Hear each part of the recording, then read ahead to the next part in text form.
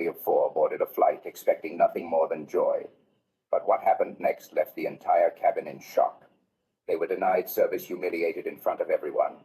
Yet before the plane even landed, a twist unfolded that no one, not even the flight attendant herself, could have seen coming.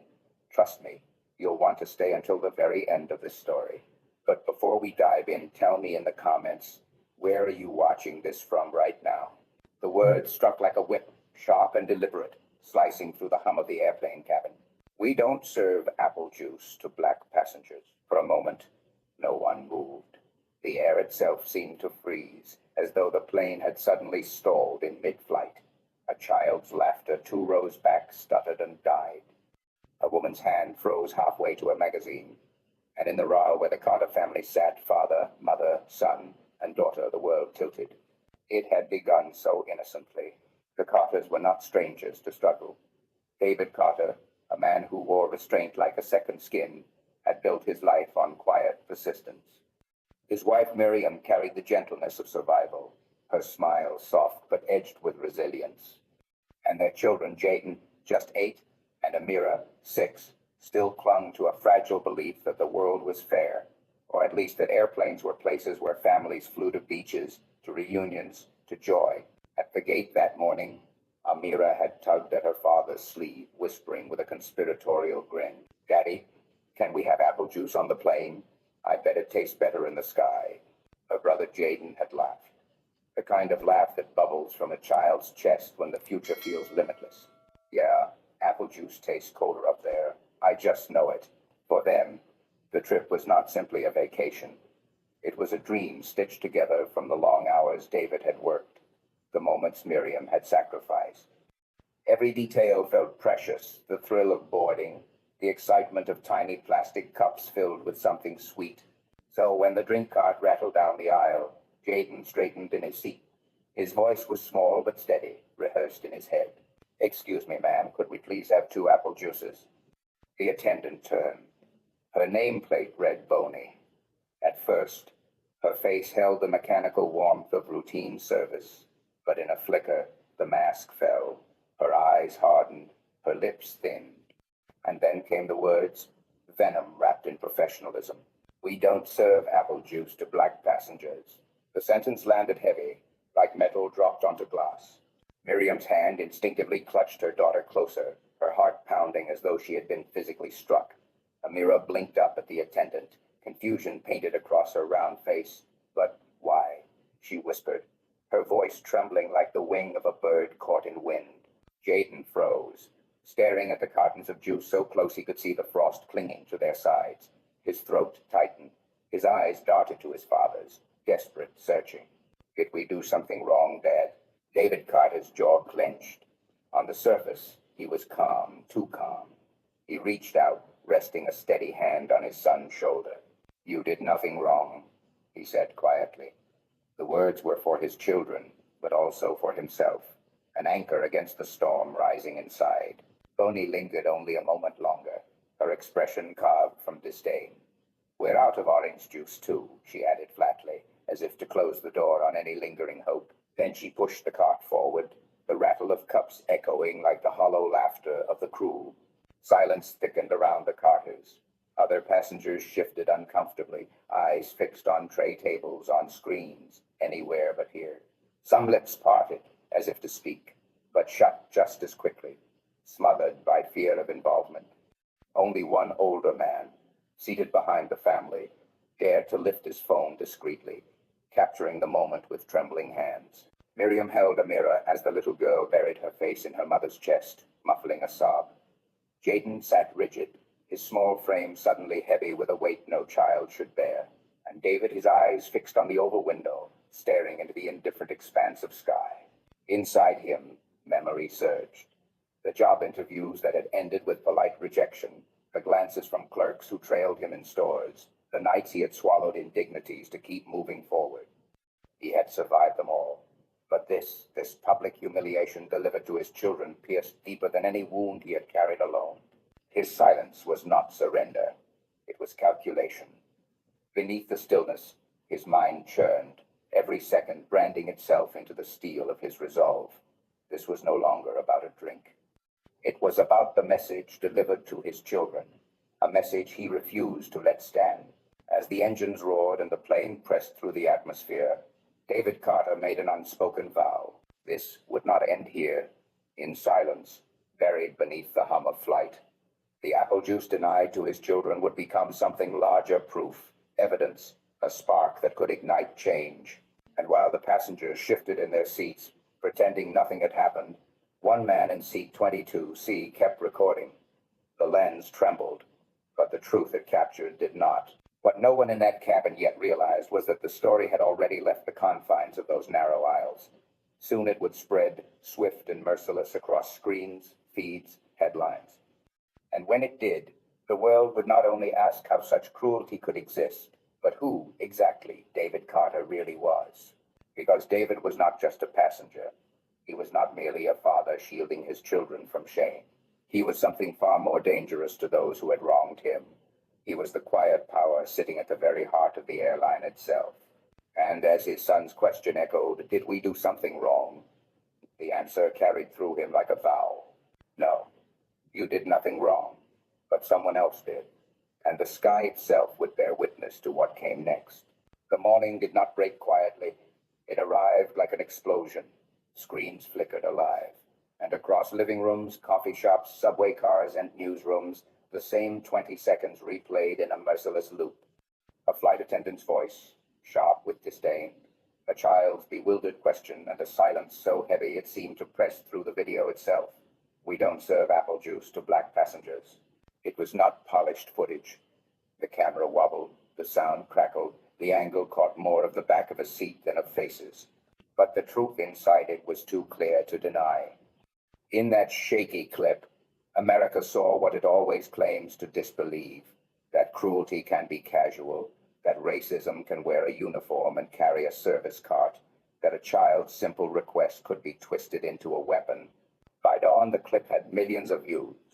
Hashtags bled across platforms. Networks cut into scheduled programming to run the footage again and again. It became unavoidable, inescapable, the kind of cultural moment that seeps into every conversation, whether whispered between co-workers or shouted in the streets. Mothers wrote that they saw their own children in the eyes of the boy. Fathers confessed their rage at watching innocence stripped away in real time. Commentators filled the air with statistics, history, analysis, but beneath all the words pulsed the raw wound. A family humiliated in front of strangers, children taught too early what it meant to be marked. In the Carter household, the television burned with images of their pain, now amplified, dissected, consumed. Miriam kept moving, tidying, folding, shutting curtains as if she could stitch normalcy back into place. Amira sat quiet, clutching her rabbit, her face half buried in its worn fabric. Jaden, though, stared at the screen. He heard his own voice echo from the speakers, replayed for millions. "Did we do something wrong, Dad?" And he hated it not because he asked, but because the world could now hear his doubt. David Carter sat still, hands folded, his silence thicker than any speech. The phone vibrated constantly, reporters demanding statements, friends offering sympathy, activists asking for his presence at rallies. He answered none of them. His eyes remained fixed on the clip as it cycled again, the attendant's words slicing through the room. The airline rushed to respond, but its words only deepened the fire. A statement appeared, clinical and bloodless. An unfortunate, isolated incident. Deep regret. Review underway. The kind of language designed to soothe shareholders, not heal wounds. But the world was no longer in the mood for corporate platitudes. The footage was too raw, the insult too plain. By afternoon, the outrage had taken form. Protests swelled outside Skylight headquarters, people holding cardboard signs painted with slogans. "Apple juice for all. Dignity at 30,000 feet. We see you." Flights were delayed as passengers staged sit-ins at gates. The stock price wavered, rattled by public fury. And still, David Carter said nothing. What no one yet understood was that silence, in his hands, was not weakness. It was strategy. For decades, he had lived between two worlds. The father who shielded his children from slights, and the businessman who sat quietly in boardrooms, owning more power than anyone suspected. Now those two selves were colliding, and he knew that once he spoke, nothing could be undone. But for the public, the mystery remained. Who was the man in the video? Why had he not appeared before cameras, demanding justice? Commentators speculated, was he overwhelmed, frightened, unwilling to expose his family further? Was he preparing to sue? Or was he simply another victim who would vanish into the cycle of outrage that America knew so well, forgotten once the next scandal arrived? No one suspected the truth, that the man whose silence they questioned held nearly half the company in his hands. By nightfall, the clip had passed 20 million views. News anchors called it a turning point, a national reckoning, a reminder of how far we have not come. The attendant, Bonnie, was suspended with pay, her face plastered across tabloids, her name cursed on late-night talk shows. Yet even as she became the symbol of outrage, the real story had not yet emerged. Inside his study, David Carter closed the blinds. He listened to his children upstairs, their voices muffled by play, fragile attempts to reclaim normalcy. Miriam entered, her face drawn with exhaustion. "You have to say something," she whispered. "You can't stay silent forever." David turned to her, his eyes dark, resolute. "Not yet," he said, because when he spoke, it would not be as a victim. It would not be as a father pleading for decency. It would be as something else entirely. And the world that thought it had seen the whole story would realize it had only been watching the prologue. The boardroom of Skylight Airlines was not built for panic. It was built for control. Polished mahogany tables stretching the length of the room, leather chairs arranged with mathematical precision, floor-to-ceiling glass that framed the city skyline like a declaration of permanence. But on this morning, permanence felt fragile. Screens along the wall flickered with headlines that screamed the same words in endless variations: apple juice, racism, humiliation at 30,000 feet. The clip that had spread like a virus was now an infection inside their walls, and no antiseptic press release could cleanse it. Executives shuffled papers they did not read, adjusted ties already straightened, cleared throats that refused to carry sound. A few muttered phrases: brand crisis, shareholder risk, isolated incident, the language of people trained to bury fire under jargon. Yet beneath the surface, fear pulsed, thick as smoke. At the head of the table sat the CEO, a man whose smile usually cut through discomfort like a blade of polished steel. Today his face was pale, his jaw tight. He tapped a pen against the wood with a rhythm that betrayed nerves he couldn't show. "We need to contain this," he said, voice clipped. "Suspensions, training, public apology. It dies in a week if we hold the line." But then the door opened. It was not supposed to open. The meeting was closed, secured, meant for the inner circle. Yet when David Carter stepped inside, the air shifted as if the walls themselves had inhaled. He did not come in dressed as the world had seen him, a father in a gray polo, quiet in row 17. He came in wearing authority like armor, tailored suit, deliberate stride, eyes dark with the calm of someone who had already decided the outcome before speaking a word. He did not ask permission to sit. He did not need to. The CEO blinked, thrown off balance. "Mr. Carter, this is a board meeting," David finished, his voice steady, resonant, every syllable weighted with ownership. "And I am a board member. In fact, nearly half of this board sits in my hands." A silence fell heavier than the one on the plane, more dangerous, because now it was silence among men who realized they had underestimated a presence in their midst.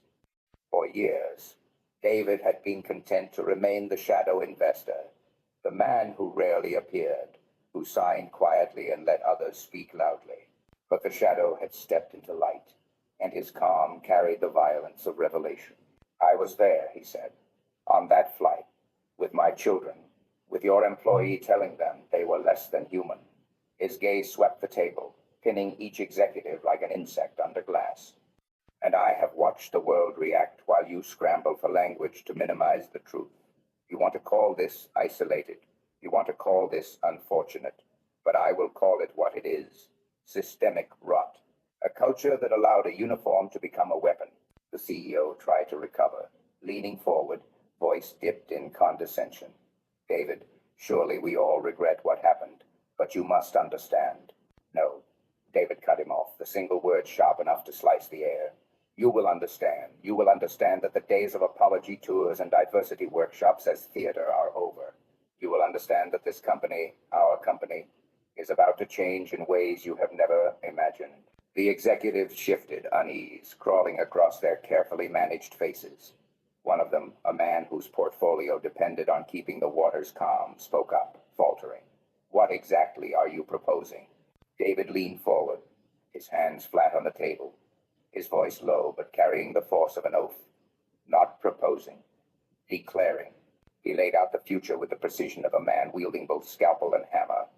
A zero-tolerance policy not as slogan but as execution. Transparent reporting that would drag every complaint into daylight. Mandatory retraining not written off as workshops but lived as transformation. Public disclosure of accountability, numbers unvarnished and raw. And at the center, the video itself, the humiliation of his children used as a mirror for every employee to face, so they would never again claim ignorance of the damage one sentence could inflict. The room recoiled. One executive, face red with outrage, slammed a fist against the table. You would turn our shame into propaganda? David met his fury with silence first, then a gaze that froze him where he sat. No, he said quietly, I will turn our shame into justice. The CEO's mask cracked, panic bleeding through his composure. He had thought David a quiet investor, a background figure. He had not realized that quiet could be more dangerous than noise, that silence could be the patience of a man waiting for the exact moment to strike. David straightened, his voice now carrying the weight of inevitability. You can resist, you can stall, you can fear what it means. But understand this. The sky we sell to families cannot be stained with prejudice. Not while I hold this company. Not while my children carry my name. The executive stared, caught between disbelief and the recognition that something irreversible had begun. The man they had overlooked, the passenger they had humiliated, was the architect now rewriting the foundation beneath their feet. And as David gathered his papers and stood, his final words hung in the charged air. This is no longer your airline. This is no longer business as usual. This is the beginning of something else entirely. He walked out, leaving silence that screamed louder than any outburst could. The men around the table sat frozen, caught between fear and the dawning realization that the ground beneath them had shifted forever. Outside, the world raged with protest and headlines, unaware that the true story was unfolding not on screens but in that boardroom, where power itself had just changed hands. And if the video had shocked the nation, what came next would shake its very core. Boney had not slept in days. The sentence she had spoken so casually, so cruelly, we don't serve apple juice to black passengers, echoed through her skull like a drumbeat she could not silence. At first, she had thought it would fade, that the storm would pass. People had short memories. She had seen outrage flare and die 1,000 times before. But this was different. Her words had been captured, multiplied, dissected, and replayed until even she could not escape them. Everywhere she turned, she heard herself. On the radio while she drove to buy groceries, her own voice snarling back at her between pop songs. On the television in her apartment complex's lobby, her face blurred but unmistakable as the clip cycled for the 100th time. Strangers glanced at her with disgust, some muttering under their breath, others pointing openly. Neighbors who once waved now turned away. Even her mother, calling from across the country, answered the phone in tears. Why, Boney? Why would you say that? Boney had no answer. Not one that made sense. Not one that sounded less hollow than the words themselves. At first, she clung to anger. She told herself she had been provoked, that the video was taken out of context, that everyone was exaggerating. She hired a lawyer who spoke of scapegoats and media frenzy, who promised to fight her termination as unlawful dismissal.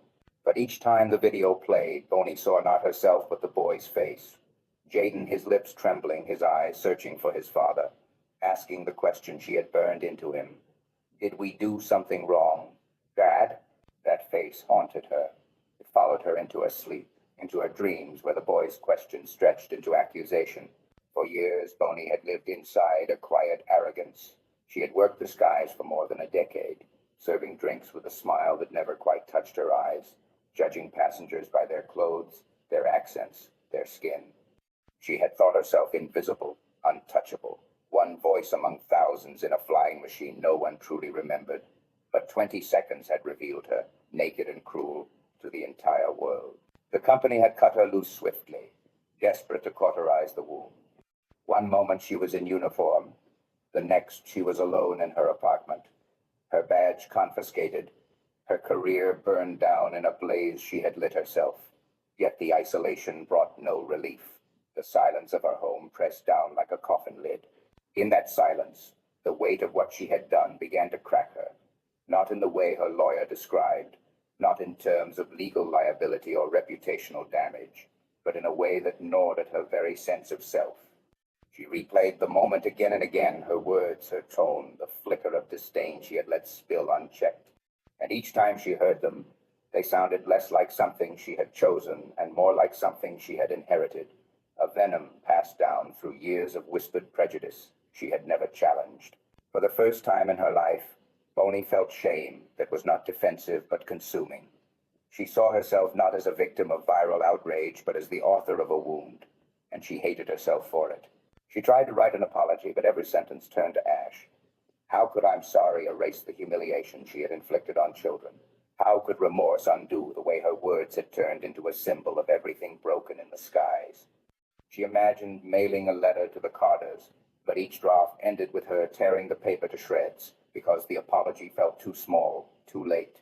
Nights stretched long.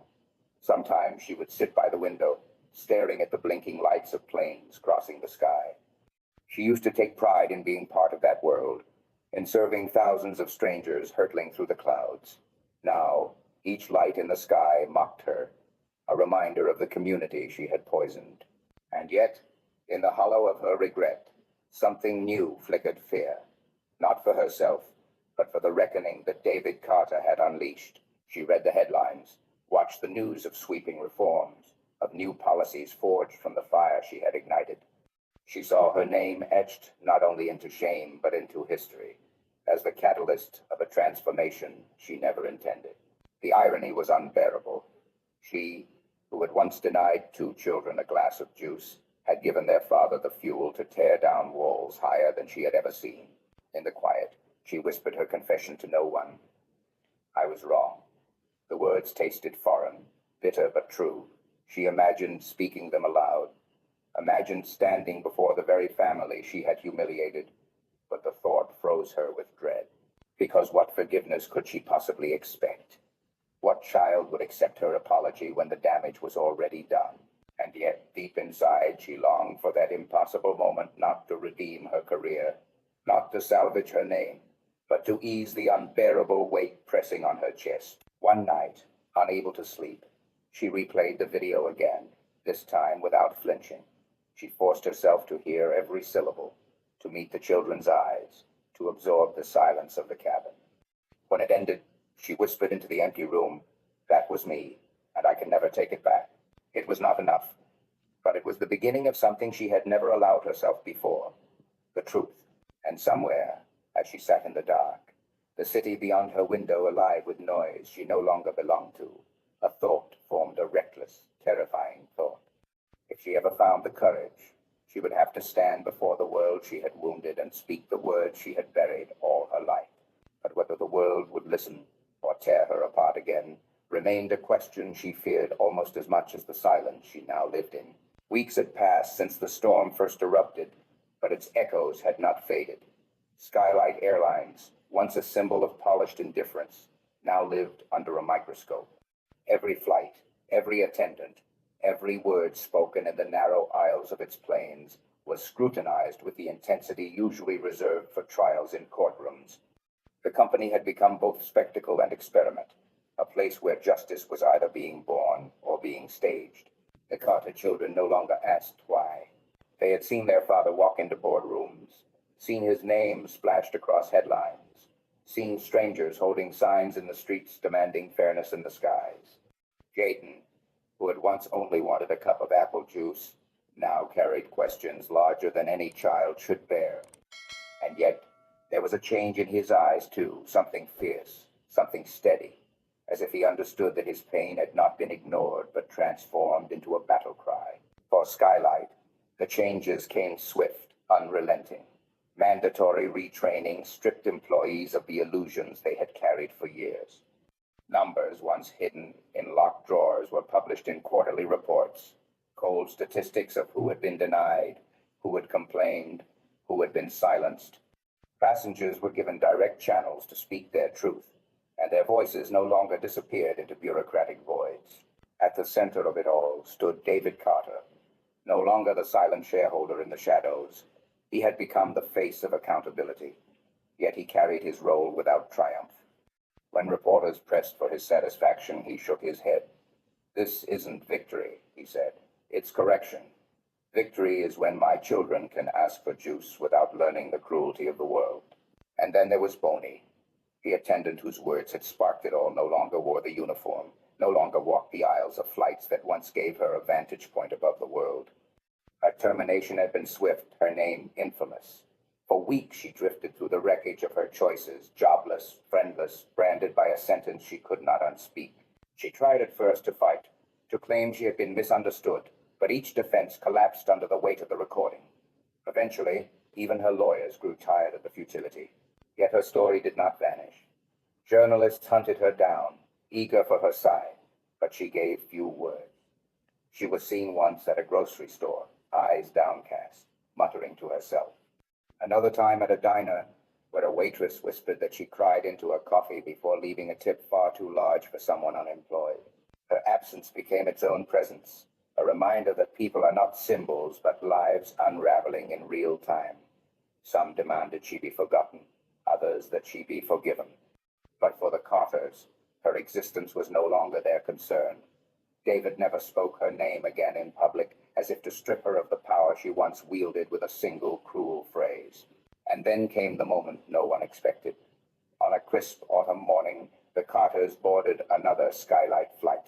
The air smelled of coffee and jet fuel, the passengers settling into their seats with the same rituals of bags and belts and screens.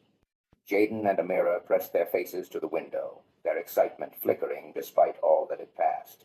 When the cart rolled down the aisle, a new attendant leaned toward them with a smile, one that seemed to carry not just duty but intention.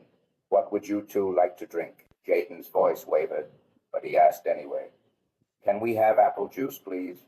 The attendant did not hesitate. 2 cups, filled to the brim, placed gently before them. "Of course," she said. 2 apple juices for my favorite passengers. That is its help." The cabin erupted in soft laughter, the tension that had lingered dissolving into something lighter, freer. Amira sipped, her eyes shining. "It really does taste better in the sky," she whispered. David watched them, his chest tightening, not from pain, but from something closer to release. He looked out the window, at the clouds opening before the plane, and let himself breathe. For once, the sky did not feel indifferent. But beneath the quiet triumph, the lesson pulsed. Systems do not change because one man wills it. They change when an entire culture is forced to face itself, when silence is broken and shame is dragged into daylight. Bonnie's words had been vile, but they had also been the spark that set fire to a field long dry with neglect. From her downfall had come reform, from her cruelty had come clarity. The price was heavy, and the wound would never fully vanish. Yet as the plane ascended and the children lifted their cups with small, stubborn smiles, David understood the paradox. Sometimes it takes the ugliest truth to carve a path to justice. And while the world debated whether Bonnie deserved forgiveness, Skylight Airlines had been remade. The question no longer was whether 2 children could drink apple juice on a flight, but whether a company could finally serve its passengers with humanity. The sky stretched endless outside, not yet healed, but different. And somewhere in that vast expanse, between clouds and consequence, the Carter family carried both the scar and the promise of what comes after.